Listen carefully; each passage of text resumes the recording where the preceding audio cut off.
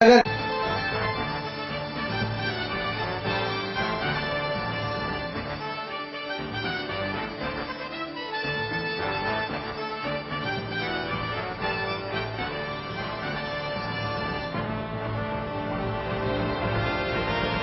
भारतीय जनता पक्षाच्या अभ्यास वर्गाचे उद्घाटन बेळगाव महानगर जिल्हा भारतीय जनता पक्षाच्या वतीने शनिवार दिनांक 20 सप्टेंबर रोजी पंत बालेकुंद्री येथील मंदिरा सभागृहात पक्षाच्या पदाधिकाऱ्यांसाठी 2 दिवसाच्या अभ्यास वर्गाचे आयोजन करण्यात आले होते। या अभ्यास वर्गाचे उद्घाटन आज मोठ्या उत्साहात संपन्न झाले। उद्घाटक म्हणून भारतीय जनता पक्षाचे राज्याध्यक्ष खासदार प्रल्हाद जोशी हे उपस्थित होते। या संदर्भाच्या अध्यक्षस्थानी बेळगाव महानगर जिल्हा भारतीय जनता पक्षाच्या अध्यक्षा उज्ज्वला बडवण्णाचे होते।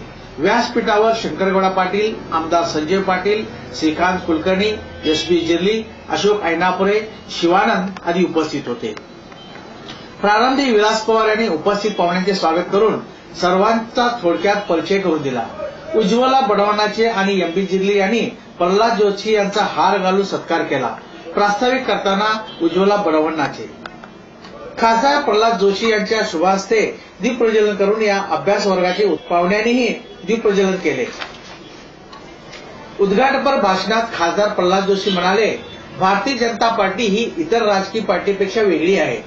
आमच्या पक्षाच्या पदाधिकाऱ्यांना व कार्यकर्त्यांना खास प्रशिक्षण देऊन त्यांना सक्षम करून पक्षाच्या ध्येय धोरणाविषयी व नागरिकांच्या समस्या सोडवण्यासाठी करण्यात येते। ही आमची परंपरा आहे। राज्यात गेल्या 2 महिन्यापासून अभ्यास वर्ग घेण्यात सुरुवात करण्यात आली आहे। त्याचाच एक भाग म्हणून बेळगावमध्ये हा अभ्यास वर्ग घेण्यात आला असून हा वर्ग 2 दिवस चालणार आहे, असे सांगून प्रल्हाद जोशी कार्यकर्त्यांना मार्गदर्शन करताना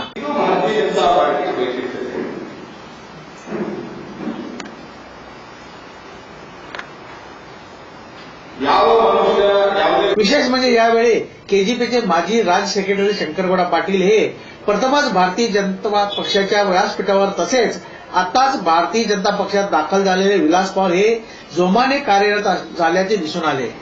यावेळी महानगर उत्तर भागाचे भाजपाध्यक्ष अॅडव्होकेट एम.व्ही. पाटील, किरण जाधव, अनिल बेनके, बाबूलाल राजपुरे, शंकर अण्णा विजापुरे, प्रवीण करोशी, हनुमंत उप्पार, सौ शारदा उप्पार, नारायण राऊत सहित 100 कार्यकर्ते उपस्थित होते। बेळवटी गावाला धरणग्रस्त म्हणून घोषित करावे।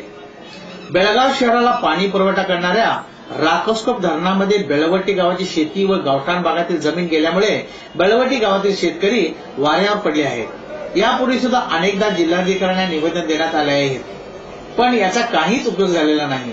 तेव्हा जिल्हाधिकाऱ्यांचे लक्ष वेधून घेण्यासाठी बेळवटी गावच्या ग्रामस्थांनी व शेतकऱ्यांनी शनिवारी जिल्हाधिकारी एन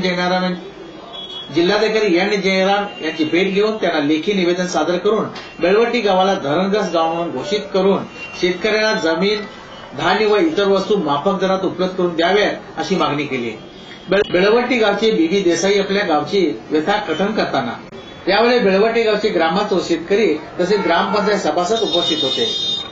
सिद्धरामಯ್ಯ नव्हे निद्रामಯ್ಯ ಅವರಿಗೆ ಪ್ರತಿ ಹಂತದಲ್ಲಿ ತೀರ್ಮಾನ ತೆಗೆದುಕೊಳ್ಳುವ ಅವಕಾಶ ಇರ್ತದೆ।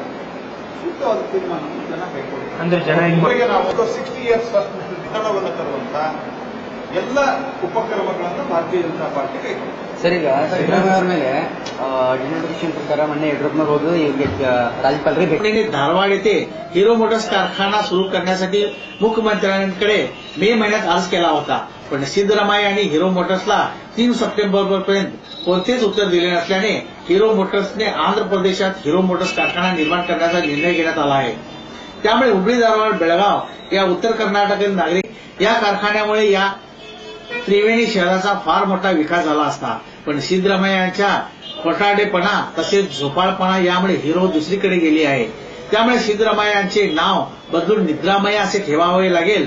मुख्यमंत्र्यांवर टीका करताना कर्नाटक राज्याच्या निर्मितीला भारतीय जनता पक्षाचा विरोध असून याबाबत आमदार उमेश कत्ती यांना समज देण्यात आली असल्याचे एका पत्रकाराने विचारलेल्या प्रश्नाला उत्तर दिले।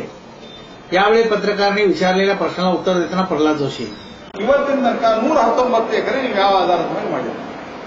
ನಿಮಗೆ ಒಂದೇ ಒಂದು ರೆಸಲ್ಯೂಷನ್ ಇಲ್ಲ ಬಿಡಿಯೋದು, directly you have called for the fight and you have denotified, ಅದನ್ನ ರೀಡು ಅನ್ನುವಂತ ಇದರಲ್ಲಿ ಮಾಡಿದ್ದಾರೆ। ಅದಕ್ಕೆ ಈಗ ಅವರದೇ ಆದಂತಹ ಒಂದು ತಮಗೆ ಬೇಕಾದ ರೀತಿಯಲ್ಲಿ ಮಾಡಿ